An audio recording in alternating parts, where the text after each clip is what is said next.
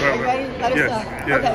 All right. So, hi, I'm here with your name again? Heather Rice-Minus. Heather Rice-Minor.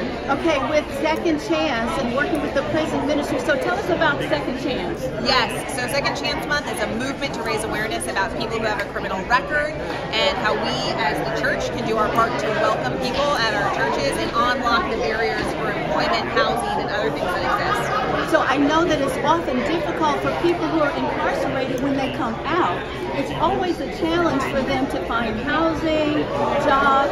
So what is the strategy? What is a good thing, a good way to get them involved in this? Or what can the church do?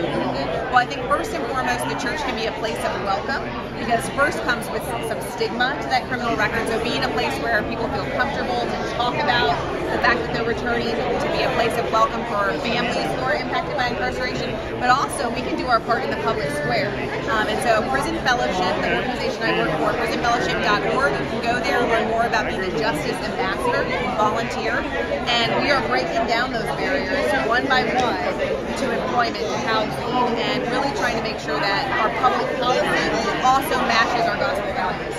So how is it, do you see a disparity between what it is for women who are incarcerated or for men who are incarcerated? What is the differentiation there? Yeah, well, I think in particular with reentry, women do face some unique barriers, because oftentimes they're coming back to a household of children.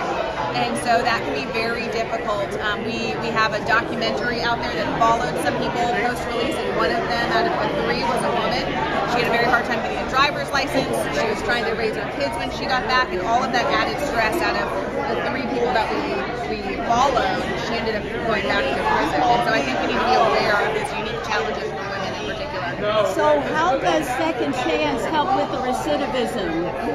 Yeah, so we not only want to make sure that we're thinking about recidivism when someone goes into prison, giving them the tools they need during prison, and robust programming, so Prison Fellowship has programming that does that, but then also post-release, we want to make sure people, once they have really decided to step into a new life, that they can live it, right? Yes. And so that's where pulling back these barriers is going to help people get jobs, housing, stabilize, so that they don't go back to a life of crime.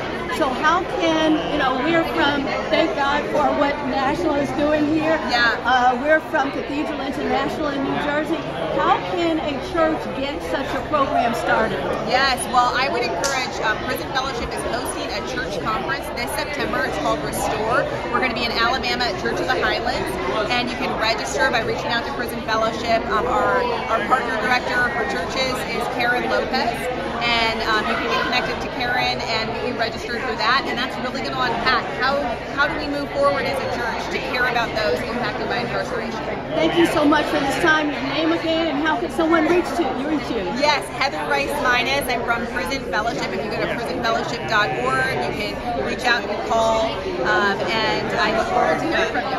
Okay, thank you so much. I'm Sharon Benjamin for Cathedral International in Perth Amboy, New Jersey. Thank you so much. My pleasure. And hopefully we'll get a chance to connect. Sounds good. Thank you so much. Thank you.